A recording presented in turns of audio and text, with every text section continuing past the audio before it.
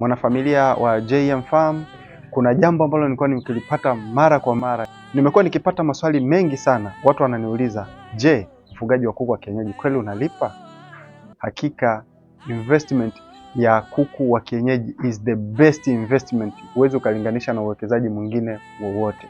Nitakupa sababu zangu. Kuna sababu kadhaa ambazo naweza nikakupa. Kwanza, una uwezo wa kuanza ukiwa na mtaji mdogo. Unaweza kuanza ufugaji wa kuku ukiwa na mtaji mdogo, tofauti na uwekezaji mwingine. Uwekezaji mwingine utakuhitaji kuwa na mtaji mkubwa. Kwa mfano, kama unataka kufungua duka, utakuhitaji uwe na kodi ya frame, utakuhitaji uwe na kudesign makabati pamoja na kuweza kununua zile product.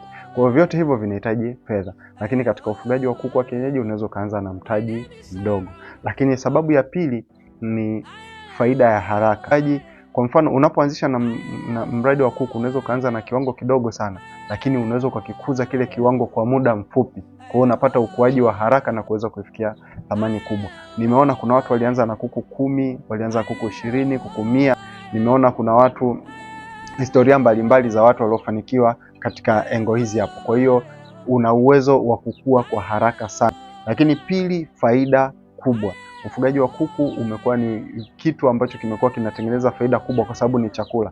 Yoyote anayejihusisha na chakula basi ana uwezo wa kufanya biashara kiurahisi katika soko. Kwa hiyo vitu hivi vimeweza kufanya watu kuweza kujiingizia kipato kikubwa na kuweza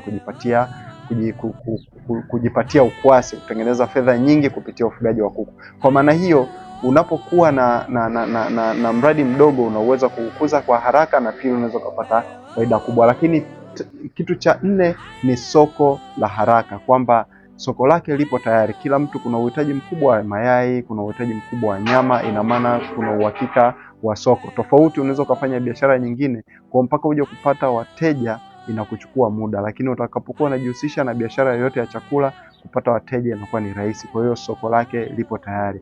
Ina soko kubwa, ina faida kubwa, ukuaji wa haraka, lakini namba moja ni unaweza ukaanza na mtaji mdogo. Unaweza ukaona mwenyewe kwa faida hizi 4 ni rahisi kuweza kuanza mradi wa kuku na ukaweza kufanikiwa kuliko kufanya biashara nyingine yoyote. Karibu JM Farm, tukushike mkono ili uweze kuanzisha mradi wako wa ufugaji wa kuku na uweze kuletea faida kubwa.